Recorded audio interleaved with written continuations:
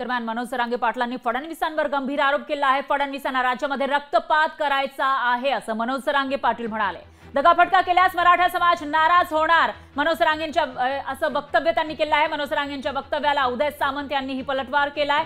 गैरसमजातून एखाद्या व्यक्तीबद्दल बोलणं योग्य नाही असं सामंत म्हणाले।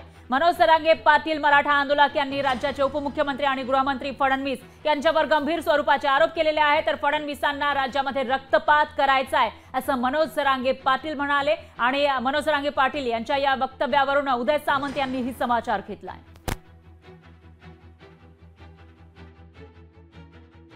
मला प्रत्येक वेळेस तुम्हाला माहिती आहे मी राजकारण करायचं म्हणून करत नाही। त्यांनी तर डाव रचलेले आमच्या विरोधात ट्रॅप रचले ते आम्ही बघतो त्यांच्याकडे, त्या बाबतीत आम्ही त्यांना खंबीर आहेत, ते बी आम्हाला खंबीर आहेत, ते बघतो आम्ही काय करायचं। ट्रॅप रचलेत, आंदोलन उभा केलेत, मराठ्यात दंगली घडवायच्यात, त्यांचा एक जण म्हणतोय बी मणिपूर सारखी परिस्थिती होणारी, मग त्यांना मणिपूर सारखी परिस्थिती करायची, त्याचा अर्थ तसा आहे म्हणजे देवेंद्र फडणवीसला या राज्यात दंगली घडवायच्यात, रक्तपात करायचा, याच्यावर शिक्कामोर्तब केलेलं आहे। मनोजजींची जी भूमिका आहे की एकनाथ शिंदे साहेबांनी अन्य कोणाचं ऐकू नये, तर मनोजजींना देखील मला विनंती करायची आहे की कुठच्याही गैरसमजातनं एखाद्या व्यक्तीबद्दल गैरसमज करून बोलणं हे योग्य नाही।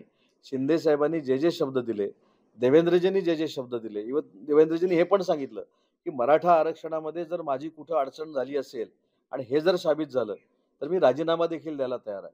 एवढं स्पष्टपणाने सांगणारे नेते महायुतीमध्ये काम करतायत, त्याच्यामुळे मला असं वाटतं की नाहक गैरसमजातनं अजून काही गैरसमज होऊ नये हीच मला मनोजजींना विनंती करायची। लोकशाही मराठी ऐका, पहा, जागरूक रहा।